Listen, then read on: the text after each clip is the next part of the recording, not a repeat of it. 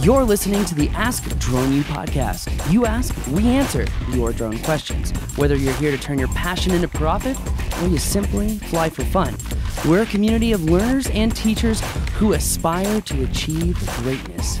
We are Drone U. Hey everyone, and welcome to another fun episode of Ask Drone U. My name is Paul, and I'm here with the utterly famous, utterly beautiful, gray-haired best friend, Mr. Vic Moss. Welcome to the show. Awesome.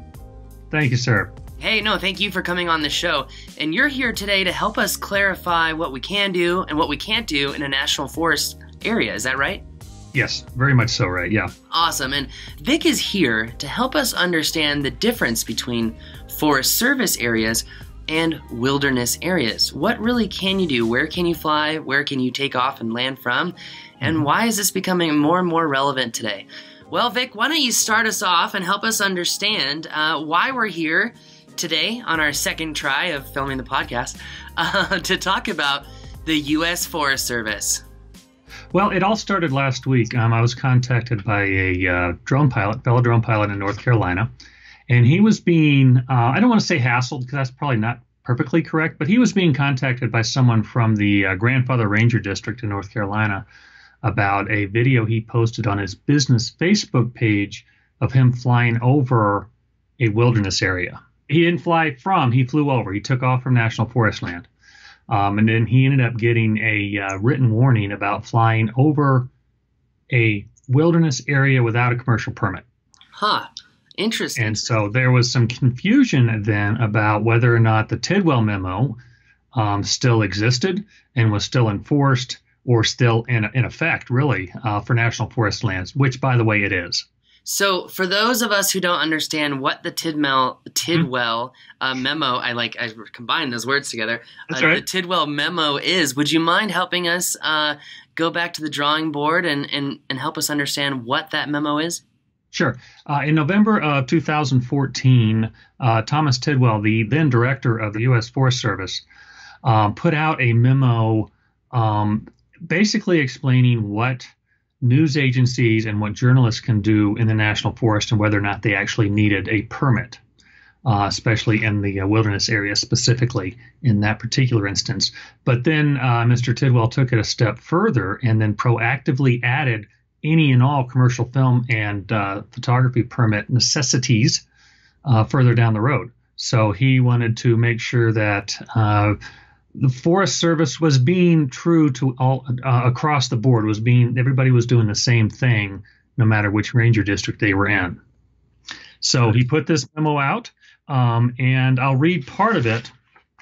That's just so we know, and so the wording is exactly as it needs to be. Part of the memo was when he was talking about how whether or not, when a ranger district needs to decide if a commercial permit is required on whether or not it isn't required. So there are two times when it's not needed. One is when it is a bona fide journalistic endeavor. So if I'm working for a media broker or a journalist, or I'm filming something for the news, or even if I send it to the news, then it's okay. If you're shooting for the news. So if you send it for the news after the fact, then no, that's different.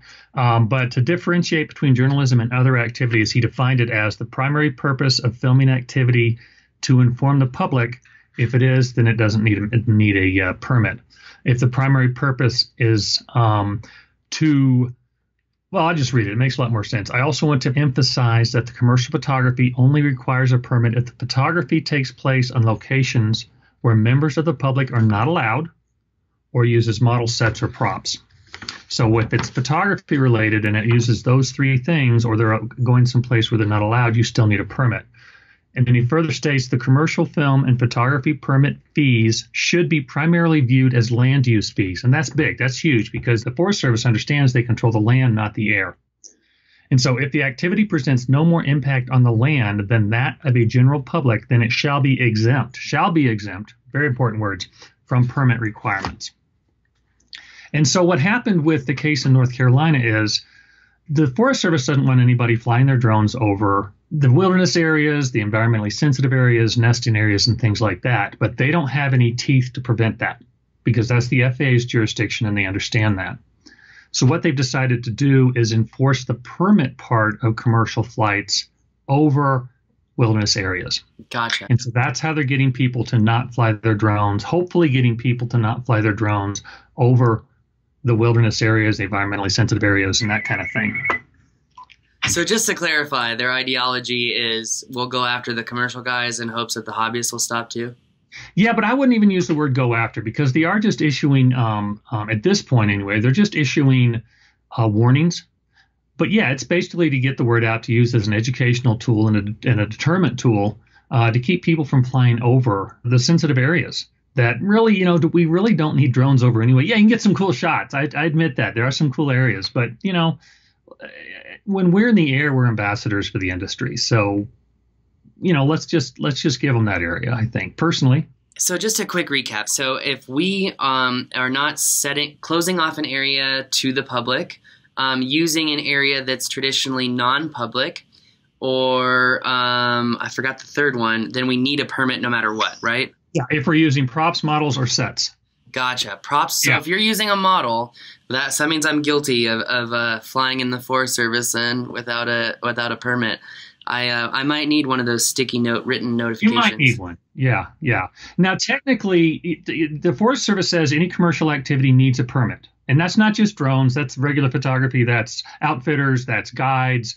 It's river runners, the whole 9 yards.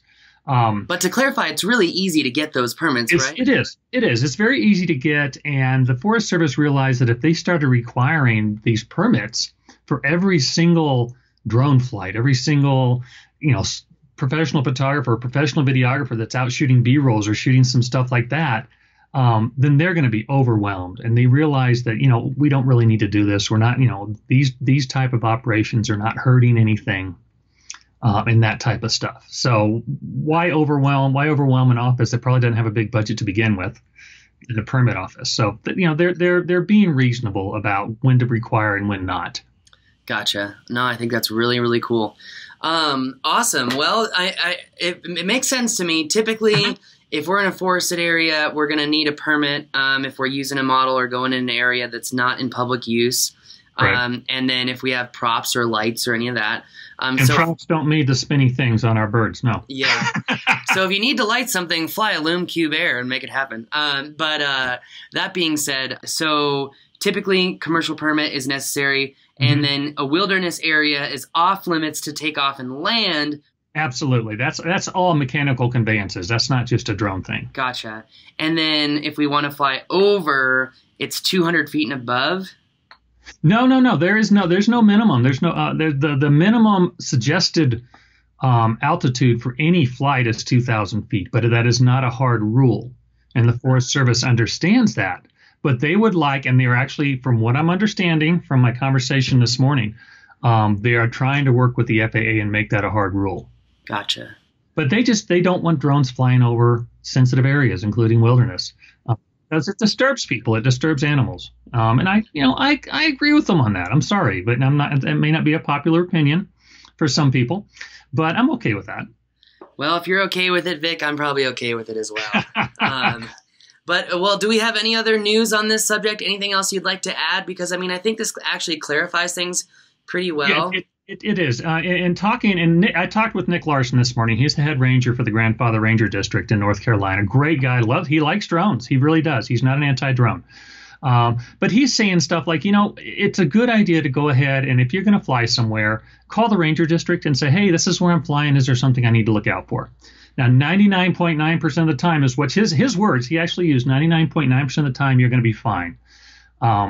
But you may run across, and you and I have talked about this, run across a ranger that really either doesn't understand the Tidwell memo, which, as you mentioned earlier, is in the Drone U Field Kit, or decides that he doesn't like drones. It's nothing against the Forest Service. That's across the board. You and I run into it fairly frequently. All kinds of different occupations don't like drones, and they'll use their authority to do something about it, or at least attempt to. So there are times when you still may be asked to get a permit just because you're out flying your drone. It's up to you whether or not you really want to do that. I would. It's not, like you said, it's not that big a deal. It doesn't cost that much. Or you just pack up and go home. It's your choice. 99.9% of the time, you're not going to be needed. If I remember, it's like $50 or less, too. It's not really expensive. So right. It's no big deal if you're doing something big. If you're just out shooting B-roll or for the heck of it, you don't even need it. Yeah, well, you don't technically need it. Well, technically you do need it because the law still exists, but because the Tidwell memo, the Forest Service is turning the other cheek, maybe is a good way to put it. So, yeah. Well, but you yeah, know, it so makes sense because they have resources, right? And I think that's why they put the Tidwell memo out, is to say, hey, don't overrun our permitting office. We Right. realize what you want to do. If you meet these qualifications, then you don't need a permit. And I will say, when we were doing a mapping comparison in the Sandia Forest area, we did have a ranger stop by and ask us questions. And I said, oh, well, I thought because of the memo, we don't need a permit and everything. And he was like, yeah, well, yes, that's true. He's like, but is it for commercial purposes? Like, you know, he's like, where are you putting your video? And I was like, on YouTube and iTunes. And he's like, well, I've never heard of the iTunes thing, but YouTube, I think you're going to need a permit for. And I was just like, well, he's like, look, you guys are cool. You're nice. You're not causing any problems. He's like, just do your thing. He goes, but next time you come out here, just get a photography permit or special use permit, whatever it was. Yeah, they call it special use permit, right? And he was totally nice about it. And you know what? I really appreciate that. Anyone in law enforcement who gives you the opportunity to explain yourself and why you're there without being aggressive, I applaud you 100 times over. So absolutely. I couldn't. Yeah, I think that's amazing. Well, Vic, thank you for being on the show and clarifying this. Really appreciate it. I'm glad we got a chance to let people know that the U.S. Forest Service does still adhere to the Tidwell memo, even though it's 5 years old. And the new director, Ms. Christensen, has not overridden it. So that's where the confusion came forward with the North Carolina issue, because the guy who wrote the warning wasn't clear. And so Nick Larson's like I said, we had a great conversation this morning, and he laid all this out for us. And it's okay to fly in the National Forest Service. So go for it. Be an ambassador. Be smart, fly nice. Just don't fly over the wilderness areas and the nesting areas and that type of stuff. And if you are in a forested area, keep a camera running wherever you're flying, so that if something or someone comes up and approaches you in a way maybe they should or should not, you have a record of it. Also, I would recommend to anyone who does do that, this is reason number 3 that I love my OWL camera on the dashboard. It has an interior and exterior facing camera in 4K resolution that is broadcast at 4G LTE over the Verizon network. So, and if I ever scream, okay, presto, then it sends the 30 seconds prior to that and the 30 seconds after that to the local authorities. So, interesting. Yeah, you have to have it set up that way. Most times when you say, okay, presto, it just records a video, but I have mine. Are they a sponsor now? What's that? Are they a sponsor now? No, I just love their camera. I just love their cameras. And I actually broke one from the heat, and they sent me a brand new one, so for free. So sweet. I'll get you one. Don't worry. Awesome. Hey, well, thank you, Vic, again, and thank you for everyone listening to the show. That's going to do it for us today. If you want to download the Tidwell memo, it is in the Drone Pilot Field Kit. Just go to dronepilotfieldkit.com. If you're a Drone U member, you can actually download the Tidwell memo. It is in the Drone U community in the file section, and it is actually one of the most recent files that has been uploaded. Thank you again, Vic. Thank you, sir. And we'll see you guys next time. Thanks again for watching another episode of Ask Drone U.